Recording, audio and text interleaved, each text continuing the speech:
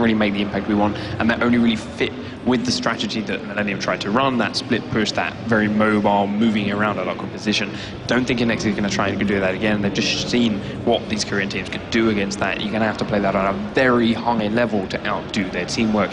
So I think they're going to have something else up their sleeve, but we're about to find out what it is as those picks and bans just kick in. We're in Champion Select. We're about to see the first ban. My heart's already beating faster. Well, while we're waiting for that, I mean, ANEXIS is the team that we know relatively well. We've seen them, on the outskirts of these competitive events for a very long time. They're aggressive players. They like to get in there. It's a team that's been together for a fairly long time as well. They're all Polish, so they've got that synergy. And like I said, we've seen them, just not in the limelight, under the lights and on the big stage. So the pressure's on them. And I definitely think whatever we do see, I expect it to be a fair amount of lane aggression. And, they like to play the champions. They like to go for the kills. The red mist overtakes, and they try to get that score, the kill score on the board. Well, the first bans are in. Nidalee from ANEXIS and Twisted Fate from CJ Entus. Do you think the Twisted Fate is targeted? Sort of. I mean, their first pick, they can take it. Celeber can play a pretty strong Twisted Fate. I said I expected it against Ambition. They're the guys that have banned it, but yes, if you're not first pick, you don't want to risk giving it to your opponents. Celeber can play him very well. It's not worth risking. Correct me if I'm wrong, did he not run Flash Teleport Twisted Fate yesterday? I think he did. Yes. I think he ran Flash Teleport Twisted Fate, so they've seen it yesterday. Are you surprised by the Singe ban and all, Jarek? Not surprised by the Singe ban. I am surprised by the Tarek ban game. We've only seen him once in the entire tournament so far on stage. That's what I was anyway. thinking. I mean, we saw it. Frost played it. They played it on Woong and Mad Life down in the bottom lane. Tarek Urgot. No surprises there. We may have missed it on B stream. We may have missed it on the secondary stream. Props to Papa Smithy and Pace Your Time for running a stream. If they're banning it now, I have the suspicion they're trying to run something very specific. They want to run a bottom lane which Tarek just shuts down on the spot or instantly, or have some kind of lane swap where they don't want to come up against that. It certainly seems very situational. It's definitely not targeted. It's not something Erotic is particularly known for. We'll have to see what their pick Shen is available. Shen is available.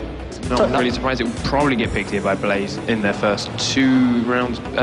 First two picks, their first round of picking. Be surprised if it's not, but I'm pretty sure we'll see him in the game one way or another. And of course, Kayle and Lux round out the final bans. Kayle, again and again and again, we have seen banned. There's been a couple of games where she's slipped through the cracks, not picked or banned. So that is a slight shift from what we have been seeing of late. You can see that Flame has already locked in Caitlyn there for Captain Jack. Captain Jack's been playing a lot of Caitlyn. He's been... He gets very, very well known for specific champions. And a few months ago, exactly, a couple of times actually. Yep. And a few months ago it was Graves when he was super powerful in the Graves Tarek lane, and of late it has been Caitlyn. So just going to that comfort pick, comfort champion. Jarvan being locked in for the jungle. So Shen making it all the way through to halfway through the picks and bans. A little different from what we've been seeing. Yeah, I'm going to go out on a limb here. I mean, we've seen a couple of Korean teams do it. We've seen it banned. We've seen it tried by a couple of Western teams. I want to see Nami. I have a feeling Nami Caitlyn is a fairly strong lane. There's good long range in that. There's good CC, good sustain, good poke from the pair of them. And you can harass from quite some distance, stay very safe. And on top of that, Nami's ultimate, Nami's stun will work very well alongside that Jarvan and the zone control you get from those two. So it's possible, it's there, but ANEXIS' lineup is currently looking very, very tanky, powerful, high damage output, and I'm not sure Nami's so good against that. Yeah, taking Xin for the jungle, no surprise there. Ryze in the mid? I mean, not so surprising. A very, very powerful combination that they've got right now. Very, very good initiation, counter initiation. They have, lane control. They have the ability to kick everybody away. Ryze. It's a good combo that the three of them have. But it's interesting that they've decided to leave their AD carry and support for last. They don't know what CJ Entus Blaze are going to be running as that support champion. So they're going to be playing a little bit safe. And we've completely forgotten that Thresh was available. We haven't seen a lot of Leona of late, and she's sitting, has been almost fallen by the wayside a little bit in terms of supports. If Thresh does get locked in, Lustboy will be running Thresh, and with Volibear, does that mean it's going to be mid lane Jarvan maybe? Possible. It could also be top lane Volibear. That's something that he was first tried when he first came out. Didn't really seem to fit. Most people didn't go for it, and they switched it around. Or of course it could be top lane Jarvan as well. Did want to comment just before, but he switched in. And now Celeber, Teleport, we saw him running yesterday on Twisted Fate. He did have initially Ignite on the Rise, but Teleport is something that he works very well with too. You can obviously use that Rune Prism once he teleports down into a ward, bottom lane, top lane, whichever he goes. Very strong CC, generally results in a kill. And gives that good map presence for a very tanky champion. So we'll see if he sits on it. This is a full tank ANEXIS at the moment. This is a very, very strong tanky ANEXIS lineup. Probably the squishiest you're going to see on there is perhaps Rumble early. Once he starts getting the gold, once he starts getting the items, he builds tankier later on, but his first few items, Haunting Gaia's, the... Soul Shoes. Yeah, Sorcerer Shoes, he doesn't have that much health to begin with, but he can still build very, very tanky and do a lot of damage later. To be fair, with the exclusion of Caitlyn, almost every single champion that we have on screen right now is fairly beefy and tanky. 2 seconds left on the clock, and they're going to go for the Taric Soraka bottom lane. So, Urgot, thank you. I don't know why I said Taric Soraka, because Taric was banned. Next patch, maybe. Taric Soraka might be something. Urgot Soraka, it's going to be a fairly passive laning phase for ANEXIS. They're just going to try to spam those Acid Hunters out as much as possible. If Jax does get locked in, this is going to be very, very exciting because, again, we've only seen it, I think, once. He has sort of fallen out of favor as the meta has sort of shifted around him, but it is a long time. It does get locked in, so Jax, I suspect, is possibly going to be our mid lane. Really? We've seen Peke run it a couple of times. He does seem he's got the right sort of kit to work against that Rise pretty well, but again, they could still put it anyway. Jarvan does the same thing. The armor reduction. Rise does like to get a lot of armor early on, but there's going to be that little bit of a mind game. Could go either way. Depends on the players as well. There's a really interesting thing here. You've got this almost double Bruiser AP coming out of ANEXIS in the top and the middle lane, and you've got almost just double Bruiser. I know a lot of Jax's damage is predominantly magic, but he's got a good mix and, sort of auto attack on the right-hand side. So if Zinza's ultimates are on point, and if the equalizers can zone them out, they can, do well in these team fights, but there's going to be a lot of pressure on landing every single ultimate from ANEXIS. I'm a little bit worried if they do lane swap this and you Urgot Soraka against Jax, he's going to have a lot of issues. There's going to be non-stop ability spam, and he's going to have to get in close to try and do the damage. Not going to be easy for him. So we may, in fact, see a conventional carriage versus support lane somewhere. Well, the game is loading. I'm ready and excited. The casters for this match are Joe Miller and Jason Kaplan. Take it away, guys. So here we go then, our second quarter final of the day, joined as we heard there by Jason. Jason, what do you think to these two comps coming out of ANEXIS and Blaze? Well, we saw ANEXIS yesterday come out surprisingly well. I mean, we didn't really expect them to go that well, or that 3-0 in group stage early on, and then they kind of fell off against Frost when they played against them. It was really kind of confusing when they played that well all day, and then they kind of just through it kind of in that little bit of a game. But Blaze, they're a very strong team day one. They just trampled most of the teams. They lost to SK Telecom T1, obviously, but they're a very strong team, and they have a very interesting lineup behind them. So what do we think to this lineup from Blaze? And we saw that Taric ban out in there to fit in perfectly. Yeah, I mean, well, Erotic plays a lot of Taric. We saw him do that all day yesterday. It was mostly off stream. And then also, it kind of gave a little bit of a hint that they wanted to run an all AD composition. Is Taric with that armor, or it just really hard counters that a little bit. Not to mention if you even threw in that Jarvan, extra stacking with the flag. So just taking that away and going for the composition of this very AD heavy and also CC heavy team. So level 1 here, we saw in that last game, Frost actually went fairly heavy on the invade. It led to 4 kills at the start of the second matchup. Can we expect anything from level 1 between these two? I wouldn't be too surprised. I mean, you see Blaze right now going towards this top side. Looks like they want to go for a late invade. And I'm not sure if they'll actually be spotted by Xaxis there, but they are kind of backing away. I mean, they have a good team. If you can lock them down with that Thresh, flip them back, even have Counter-Strike out of Flame, they're not going to move anywhere, and you have the damage behind you to really kill them. So let's have a look then. Early wards put down across the river. Actually, 1 red on top and bottom. 2 blue wards on the top side of the map there on the river bush corner. And also right on the top side of the river. And also 1 on the bottom side there closing for ANEXIS. We are going to be seeing Thresh, Volibear and Jax here in this top lane. On the top side of the map, I should say, by the golems. ANEXIS looking like they will have a Wraith start with Overpower. Pretty interesting looking at the runes of CJ Blaze at this point. We have Flame in the top lane. He's actually running 6% lifesteal and 2% spell vamp. So he's really going for a heavy sustain lane, maybe potentially looking at doing that 1v2 if they sent that up there. But against Rumble, he's gonna have a really tough time until he gets that level 6. And as well, I believe it was Captain Jack is running 4% lifesteal. So we've seen a lot of the Koreans running a lot of lifesteal quintessences. We've also seen Genja from Gambit doing that as well. It seems to be like the new way to go, just to have that extra sustain lane when you don't have that sustained support. Well, Buff started off here. Ambition doing his blue. We saw there is Overpower doing his red buff. He's going to be picking that one up. Actually did use this smite.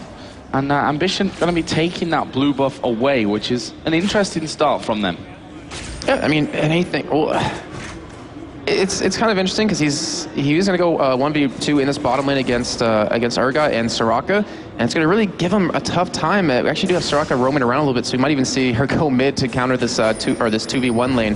But he's going to need all the help he can. He's melee, obviously, against this range out of Arquel, and he needs an extra sustain to, well, actually, we do see, sorry, Helix getting caught in the jungle here. Yeah, getting caught out by Overpower. Will he be able to get, maybe we'll see the flash from both players. Flash from Helios, though. Will he get away, get slowed down by the Harpoon? He's very low on health. Can Flame come in to save this one? He's going to put the counter-strike down. Actually, will get the stun onto both of them, but now he's facing a lot of pressure. Will leap straight back onto Volibear, and Blaze get away with it. I bet you Overpower's kicking himself right now for taking that battle cry. If he had that audacious charge, that would have been guaranteed first blood, give him a nice little extra bit of gold and help him get ahead in the game.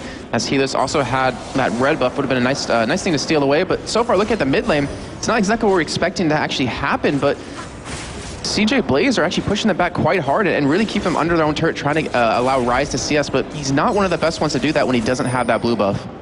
Yeah, they know where Erotic's position is there. They've just spotted him walking away, so Jax will be thinking about this top lane. That's down in the bottom. Ambition and Arquel exchanging a bit of damage here, but that's the danger with Urgot. When he gets locked on, he's going to have a series of 3 attacks that are going to really hurt Ambition. Yeah, and he has to start with the Doran's Blade. He doesn't have the mana, though, the sustaining the lane, to actually keep doing that over and over, so he just tries to get him without low. Soraka. Yeah, exactly. Just tries to get him low as possible, and then he's actually backing right now to pick up a couple of items here. And Joe, looking at this mid lane, it's really throwing me off. I mean, it's exactly kind of what you expect to see when you have a 1v2 with Ryze, since he's very weak early on.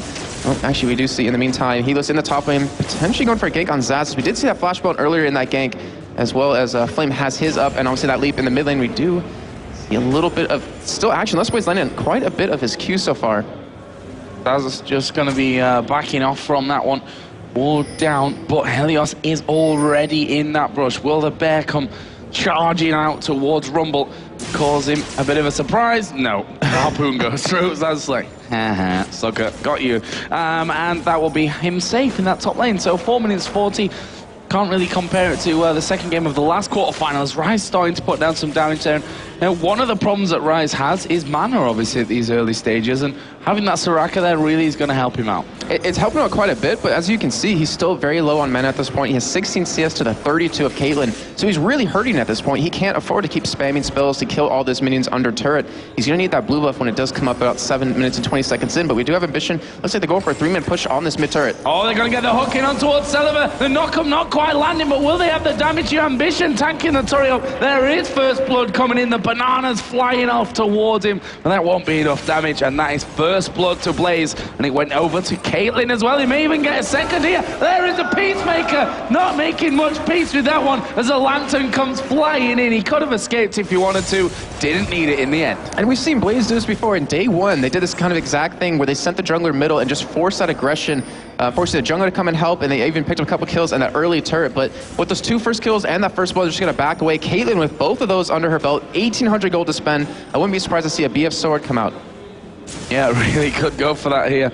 And as you said, Ryze only with 18 CS, that might become a real problem for him later on. He's going to come back into the lane with a tier. And speaking of the problem later on, if CJ Blaze can control his blue buff when it comes up and take it away from him, he's just going to be so far behind at this point that there's nothing he can, there's not nothing he can do to get back in the game, but it's going to take him a lot longer than it naturally would for him to finally get that power spike he needs.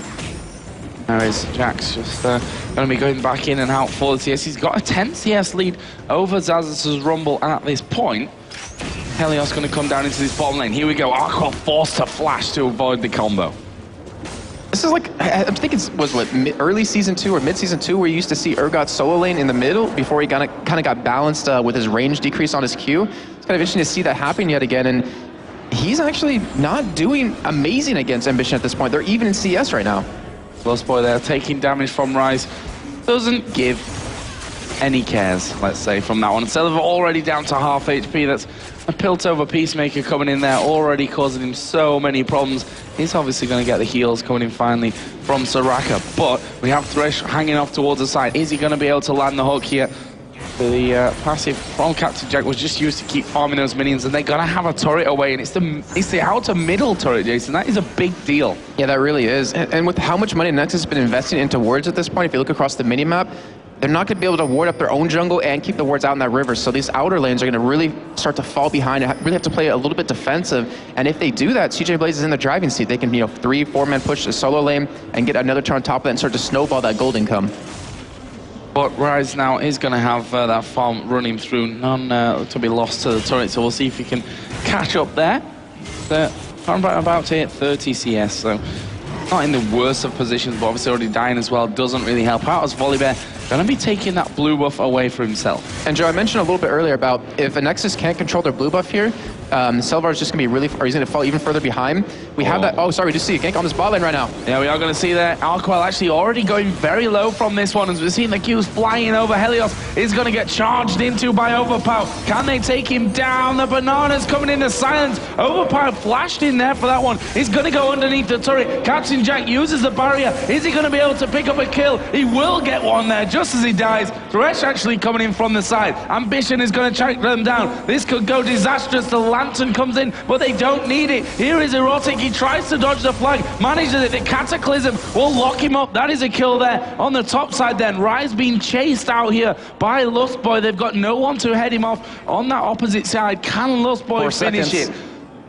Chasing in there, Ambition in behind him as well. Selva doesn't have flash, but it won't be too far away. There's the Lantern put over onto Jarvan. Can they get in? There is the hooking onto the minion. He's close in range. He pulls Selva back, and there is a Dragon Strike to finish off from Ambition. And overall, the entire fight was a 2v4 in favor of Blaze, obviously. And just like the announcers desk was saying before, ANEXIS seems to be in that kind of mindset where they overstay their welcome and an objective. They got one kill, they could have backed out, but they end up losing 4 because you see Flame being going head-to-head against Xaxis in the top lane, and he's able to push him out now because of this. Yeah, got that Vamp Scepter in there, so anything he's losing from this Flame Spitter, pretty much getting straight back on it, as well as Overpower going to visit the middle lane. Lustboy and Ambition, though, not going to fall for that one. Lustboy going to be headed home. Jarvan obviously at 3-0-2 right now. Is starting to get very strong. BF Sword, Vamp Scepter we saw from Captain Jack as he pulled off a kill underneath the turret onto Overpower just before he went down. So, no, they are still in a strong position here, Blaze. Yeah, and what makes it even worse for ANEXIS at this point is you have Jarvan, who has that Cataclysm. You said he was 3-0-2. He's going to be able to get into the backline and really lock down Rise, lock down, well, not necessarily Xin, but lock down Rumble, Soraka, maybe even Urgot, depending if he wants his ultimate to get out of that.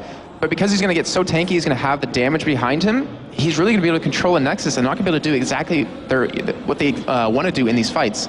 And Xaxis might actually get kinked in this top lane. Yeah, they're going to go in there with the counter-strike. The Bear going to come in. Is he going to get the flip off? Here is Overpower. Equalizer goes down. Flame is very low. Can they catch in on towards Flame? Helios is super low as well. They're both going to go down here. That is a kill for Rumble, a kill for Xin Zhao. That is perfect from ANEXIS. Yeah, great play by Overpower. We used to know him as an amazing middle player. We saw him in Extreme Masters Singapore, played exceptionally well. We were always surprised at what he pulled out.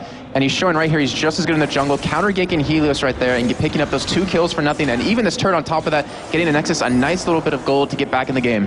Yeah, they are still 1,500 behind though, and Captain Jack and Lustboy are still pressuring this bottom turret. Headshot saved up here to maybe given out to Arquel if he gets too far out. Did get locked on there. Couple of Qs coming into Captain Jack, loses half of his health, but the hook lands in on towards Arquel. Peacemaker actually pretty much missing there. Lustboy could be in trouble, but Jarvan is in. Cataclysm goes down. Arquel is going to die. Captain Jack given the kill. Lustboy also got the one just before that onto Soraka. And just as we were talking about how well ANEXIS have done in the top lane, it all goes pear-shaped in the bottom. Yeah, I mean, we saw earlier just how many wards ANEXIS was putting down, but once they lost that mid turret, their ward coverage just failed across the entire map. And because of that, Ambition was able to get in there, was able to help pick up 2 kills and potentially Dragon on top of that. And you can't really afford to do that. I mean, yeah, you're struggling for money, but your team needs to help you out. You can't be the only one as support to keep that ward coverage down, or you're going to lose fights every single time. There comes the Flying Bear via the Lantern, and that is the pickup. Nicely done, smited away by Helios. Nice and safe. That will extend this gold lead now to 4,000. Obviously, 2 turrets to 1 in favor of Blaze. And what do you do, at this stage of the game here, Jason? I mean, what do ANEXIS need to make happen? Oh, they need to look at their late game. Look, I mean, they have such a really strong team composition. They have 4 really tanky members, and then they have that burst healing out of Erotic behind that with Soraka. If they can just drag the game out a little bit, Selvar's going to get so strong that he's going to be really hard to deal with. And Xaxis as well, Overpower, who's already doing a phenomenal job at this point, building really tanky. He's going to be really hard to lock down. It's going to be really a huge annoyance to Captain Jack. It's just all up to them to drag the game out a little bit, and they're going to need to do that through wards. They have to protect their own jungle, because they're losing turrets, well, kind of left and right at this point, and the top turret obviously should be the next one to go down. And ANEXIS can't really afford to really defend it at this point. Let's have a look at the items that have been picked up. Sunfire Cape coming out for Jarvan.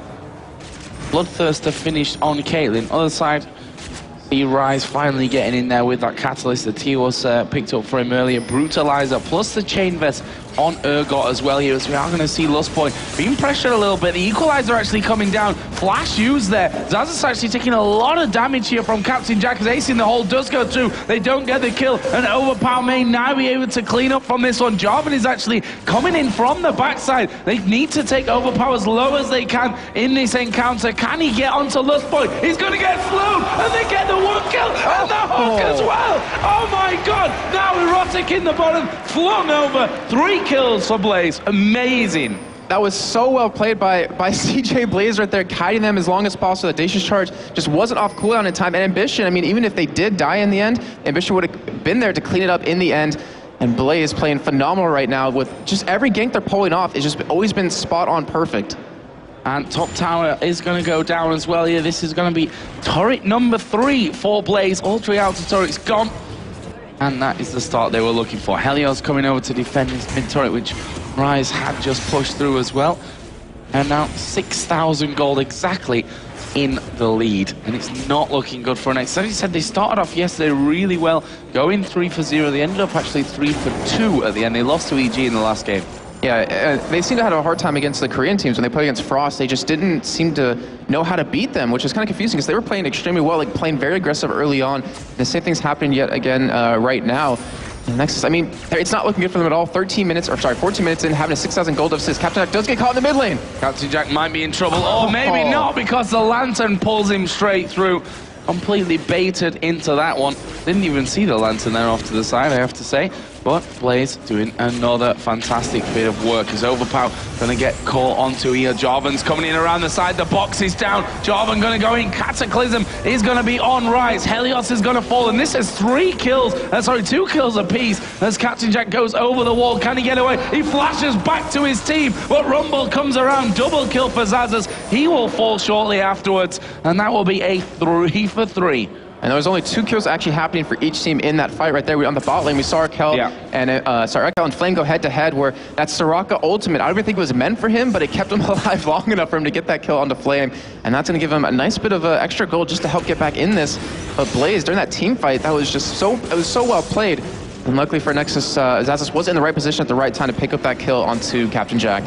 So blue buff being stolen away by Ambition on the top side of the ANEXIS jungle. I'll say nice little pickup for him to have. It leaves us 14-7 in kills. That 6,000 gold lead still stands for Blaze.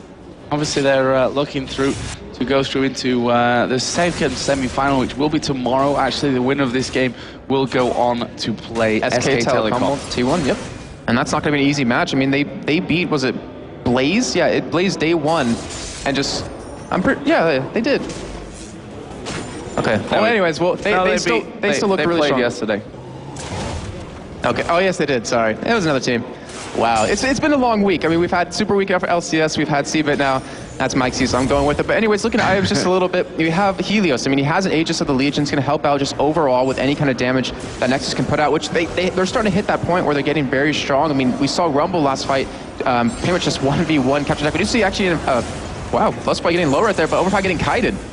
Gonna put the Equalizer down as well, and a lot thrown in of these 2 men underneath the turret. They've not taken the turret down to half HP, as Helios is going to get jumped on. Can they finish him off? Yes, just about, but the Cataclysm has got Celeber in there. The turret is going to be finishing that off. The rest of the NEXIS starting to tank it up as well. They're going in to Overpower. The hook will land, and that will bring Lustboy into range. Here comes Flame from the side. Ace in the hole, not quite finishing off Erotic there. Zazas going to flash over the wall. Arkwell coming around the side. Ambition gets the knock-up. He's going to get the quadra kill, and well, he could have been looking up for a penta there if Arkwell hadn't have just made a beeline and ran away. Well, that is another great turn of events for the Korean. They lost just Volibear in that. And that is the downside for NEXIS having a Jarvan on the other team. You don't really have that mobility to get out of that Cataclysm minus your flashes, and with all those on cooldown from that last major team fight towards the Dragon, you're not going to be able to do anything when you have a, well, now 8-0 and 6 Jarvan on top of you. You have Captain Jack attacking you, where he has 6 kills, he has the Bloodthirster and the Zeal done. Not to mention Jax, if he jumps in there with that Counter-Strike up, you're just going to be taken down one by one. But how good has Lustboy as well been at this point? We've seen some crazy hooks from him, lanterns that have saved his teammates. He's 3-0-11 as well at this point in the match. So he is just kind of wrecking faces. Yeah, I mean, I bet you Edward's sitting there watching right now for Gabby Gaming, really proud to see supports just having such a dominant role in the game. We do see Dragon up. Nexus, very smart play for them to actually try to take this away. They knew a couple of ultimates were down from Blaze, and they should be able to secure this to help, keep them in the game in terms of gold. And that's what they have to keep doing, make sure they can farm their own jungle with wards, make sure they can get Dragon when it comes up. They can't afford to go for a fight, so they have to obviously give it away if Blaze goes in, but that's all they have to do is just keep that gold incoming, wait till you get towards that later game where they become really tanky and really powerful. Flame here just pushing that top lane out as well. If you look down the CS, 150 to 80 CS, if we say that in the top lane. Only actually a 400 gold difference between them, though, because of those kills that Rumble has been picking up. As Helios going to go charging in on towards Celevo, who's just going to say, well, you know what, I'm going to teleport away, but guess what? That's going to be cancelled off by Lustboy. Helios bites down for the kill. And just as you mentioned, Lustboy doing an extremely good job on Thresh, lands that Q, stops that teleport, and a great pickup on the Celevo. Now they're going to push this bot lane. And Joe, you're talking about CS a little bit. Jax, he is such a large CS lead, obviously not a lot of gold lead, but we know how dangerous Jax is if he's left alone. As we do see Arkel get jumped on with Cataclysm. Yeah, he is going to go down in this one. He actually tries to switch the positions, gets interrupted. Arkel going to go, and that is Lustboy picking up another one. 4-0-12 for Thresh. But there can only ever be one Thresh Prince. I'm sorry, Lustboy. And the thing is, these whole entire fights that have been happening so far has been with Flame farming a lane by himself. I mean, he hasn't actually been involved in these fights that much. And that just shows you how far ahead right now Ambition and Captain Jack are, not to mention Lustboy, with all those perfect grabs every time to really just lock down everyone on ANEXIS at this point. Those perfect grabs to secure the kills is what he's done. 4-0-12, great scoreline for him as Jax getting a sniff of overpower coming in. Celevo was there as well. Took the right decision to just back away. No need to risk anything there for Flame. If we compare the lanes off here as well, I mean, Jarvan to Ryze, okay, maybe not the most fair comparison, but 122 to 98, 807 for Jarvan at the moment. The AD carries 131 to 113, 626 for Captain Jack as Flame is going to get caught out. The counter-strike is going to go off onto both of them. He leap strikes away. Overpower's going to charge in on towards the minions, but they can't lock him down. And, I mean, that was them throwing everything they had with those two members to kill him, and yet they didn't have the damage at this point. Like I was saying, they just need to kind of prolong the game a little bit. Celevar's tier is stacked up to 484 at this point, has a Rod of Ages, so he's getting to that point where he's going to start hurting him, but Flame, with just him being allowed to solo farm like this, he's getting the items he needs. And Joe, we both know how dangerous a Jax can be, even in Season 3 patch, when he gets left alone to farm. Yeah, exactly. That's one thing that you've got to stop against him, as Flame's going in again towards this blue buff. They stole it away on that last time, and as such, knew that spawn timing perfectly. May even try and close in on towards Xaxus here in this top lane. Captain Jack going to reveal himself, and they'll be happy that we just forced Xaxus away from that one. Flame going to tank up the turret after these minions die, if they even need to. They're taking it down very, very quickly, and that is going to be turret number 6 as Erotic not getting hooked in there. There wasn't really anyone to follow up anyway. And the thing is, at Nexus, they're just giving away all their outer turrets. They cannot afford to fight Blaze at this point. And they know it. They're having to concede all these turrets. They need to, at least ward up outside their base, because, Blaze, they have the opportunity to take Baron at this point. They have Lustboy with that Oracle. He's 4-0-12 still. They have the wards down. And if they go up against a Baron held Blaze, I don't really think that they can even last in their own base when they're under their Nexus turrets. I think you're right with that one, as well as Overpower going very, very deep there. Going to get the heal out of Soraka. But as you said, there's no towers left out of the base at this point, and the ward's already down by Blaze to make sure that they've got vision in case ANEXIS start to push away there. But Flame is going straight in towards Baron. They are going to go for it. And I was looking at, while this is happening, just composition a little bit. And I think Blaze just completely outplayed them in terms of sending their AD carry support mid lane. It forced Erotic to leave Urgot alone, and they did get that lane dominance with him that they were kind of expecting to have by picking up that Soraka-Urgot combo. So they really just screwed them over early game. Well, I don't know if the later middle late game is going to be any different, as we are seeing Ambition coming around. Going to get the knock up onto Arkwell. There's a Cataclysm. Catches two of them in. Who are they going to focus on first? Arkwell going to switch positions or not, because he does get just interrupted with that one. And Blaze going to push their way down this middle lane. Can they defend this inhibitor turret? There are no minions there for now. Bottom lane maybe a target as well to start getting pushed out, as Caitlyn Does tank up a couple of hits from the tower, but the rest of the team going to be following in with that next wave. Zaza's trying to force them off with that flame spitter, but turret already taken down to less than half health. In fact, they might just have it away. Captain Jack giving no craps about the fact that the tower's hitting him as Lust Boy actually going to go in there. Here we go. They dive in once again on towards Soraka. The box is down as well. They can't really move from this one, and that will be a inhibitor turret. Zazas is not getting away from it either. Helios just coming in to secure that before he could get out of reach, even with the ace in the hole already in his direction, and that is going to be the first inhibitor. They can just go down onto this turret on the bottom lane here, which is exactly what they're going to do. Captain Jack getting rid of the minions first of all. Rest of Blaze going to be tanking up the turret as the wave comes in. They go in on towards Celiver, going to catch him up here. There is the ace in the hole. I called it wrong. It wasn't used